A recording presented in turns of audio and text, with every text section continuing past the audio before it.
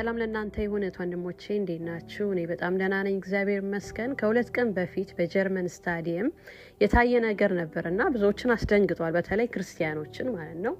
በፊት ድብቅ የምንለው ነገር በሙሉ አሁን ግን በግልጽ ማንን እንደሚያመልኩ ለማን እንደሚሰግዱ ቅድመ ሪቹዋል አምልኮ ተጣዋታቸው እንደሚያደርጉ በተለይ ደግሞ ያው ብዙ ጊዜ የምናውቀው በዘፈን ኢንዱስትሪው ነው። አሁን ደግሞ በዚህ በኳስም ኢንዱስትሪው ከሳከር ፕሌየሮች ጀርባ ደግሞ የሚሰራውን አካል በደንብ ማየት እንድትችሉ እንድትመረምሩ ዘመኑ ደግሞ ምን ያህል እንደቀረበና ብዙዎች ደግሞ ነፍሳቸው ለሰይጣን እንደሸጡ ተመልከቱ። እዚህ ጋር በጣም ብዙ ህዝብ ነው ያለው። ባነር አሰርተዋል።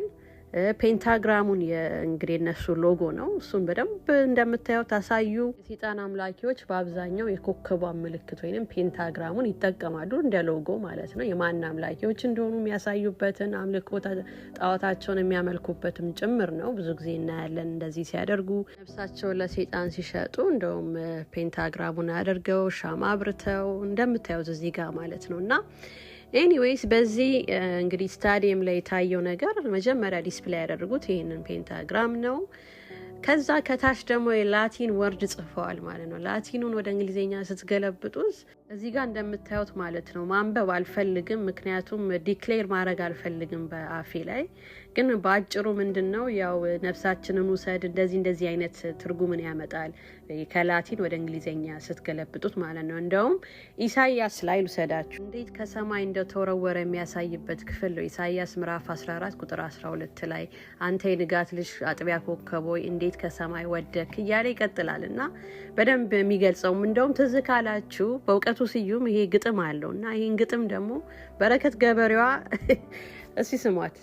ሰው ብቻ አይደለህም ካፈር ወተላፈር መልአክ ነህ ሉሲፈር ክብር ማንነት ባመጽ የሚታፈር የማትንበረከክ የማትርመጠመጥ ከባለጌ ዙፋን በርጩማን የምትመርጥ የበእውቀቱ ስዩም ግጥም ነው ወንድሞቼና ኤኒዌይስ እሱ እምነት የለውም እንደፈለገ መሆን ይችላል። ኦኬርስ ለማንኛውም ግን እንደዚህ ዲክሌር ያደርጉታል። ያው አዶን ነው በረከት ገበሬዋ ያው ራሷ መልስ ሰጥታበታለች።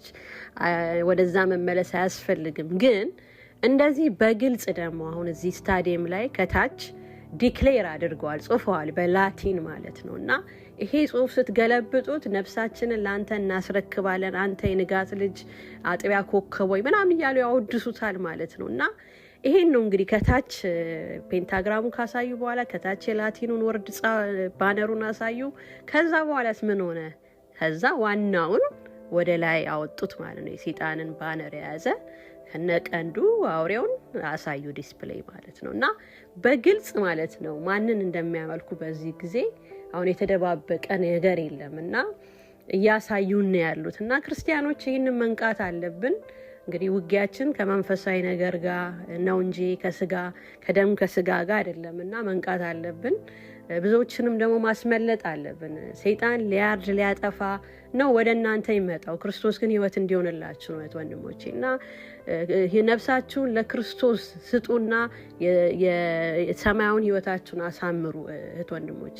በአይኖ በብዙ ሁኔታ ውስጥ የምታልፉ ልትኖሩ ትችላላችሁ እና ይሄንን መልእክት የምትሰሙ ማለት ነው አሁንም ምነግራችሁ ነገር ወደ እግዚአብሔር ቅረቡ፣ ሰማያውን ቤታችሁን ስሩ። ይሄ ነው የሚበልጠው ከምንም በላይና ይሄ ዓለም በጣም የሚሸውድ ነገር አለውና በጣም ጥንቃቄ አድርጉ።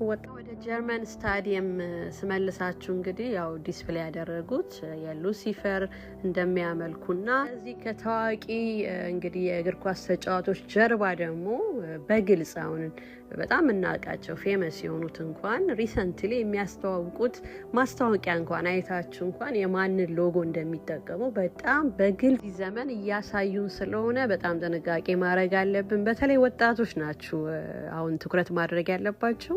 ከነዚህ ከታዋቂ ሶከር ፕሌየሮች እንግዲህ የእግር ኳስ ተጫዋቾች ጀርባ ሎጎን በግልጽ እያሳዩ ስለሆነ የነዚህ ማሊያ ባለማወቅ እናደርጋለን ወይ ፒክቸራቸውን አሰርተን ደረታችን ላይ ምናምን ብዙ ነገር አለና ያ ባለማወቅ ነው። እንግዲህ ካወቃችሁ በኋላ ግን ከዚህ ነገር ተቆጠቡ፣ ወደ እግዚአብሔር ቅረቡ፣ ወጣቶች አምልጡ። ዘመኑ ይኸው በግልጽ እያሳዩአችሁ ስለሆነ አምልጡ ላለው ነፍሳችሁን ለሰይጣን ሳይሆን ነፍሳችሁን ለክርስቶስ ላለው መልካም ጊዜ ይሆንላችሁ። በሌላ ቪዲዮ እንገናኛለን።